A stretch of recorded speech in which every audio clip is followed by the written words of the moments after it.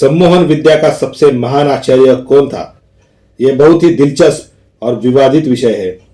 सम्मोहन विद्या एक प्राचीन और रहस्यमय विद्या है जो मनुष्य के मन को नियंत्रित करने और उसके विचारों को बदलने के लिए उपयोग की जाती है।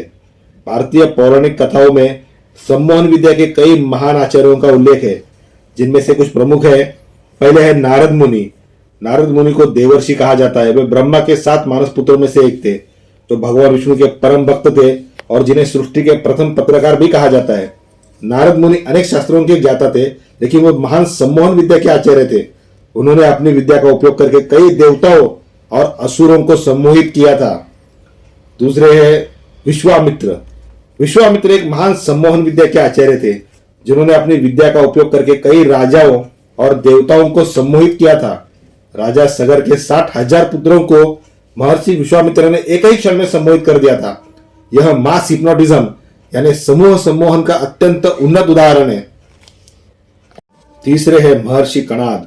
महर्षि कणाद ने 2600 साल पहले परमाणु सिद्धांत की खोज की थी, जिसे डाल्टन ने कई सालों बाद दिया। महर्षि कणाद प्राचीन भारत के महान ऋषि और महान वैज्ञानिक थे, जो सम्मोहन विद्या के बहुत बड़े आचार्य थे, जिन्होंने अपनी विद्या का उपयोग करके कई लोगों को सम्मोहित किया था और उन्हें अपने विचारों को बदलने में मदद की थी। चौथे हैं महर्षि पतंजलि। योग सूत्र के प्रणेता पतंजलि एक महान सम्मोहन विद्या के आचार्य थे। योग के 8 अंग यम, नियम, आसन, प्राणायाम, प्रत्याहार, धारणा, ध्यान, समाधि, त्राटक क्रिया द्वारा सम्मोहन और कई प्रकार की सिद्धियों का वर्णन उन्होंने किया है। महर्षि पतंजलि ने अपनी विद्या का उपयोग करके कई अलौकिक कृत्य संपादन किए थे। लेकिन सम्मोहन विद्या का सबसे महान आचार्य कौन था, यह बहुत ही विवादित विषय है।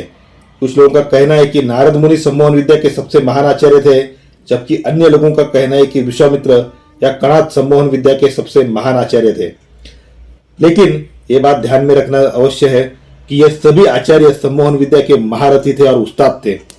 यह ध्यान रखना भी महत्वपूर्ण है कि सम्मोहन विद्या एक प्राचीन और रहस्यमय विद्या है, जो मनुष्य के मन को नियंत्रित करने और उसके विचारों को बदलने के लिए उपयोग की जाती है। यह विद्या प्राचीन भारत में अपने चरम अवस्था में थी।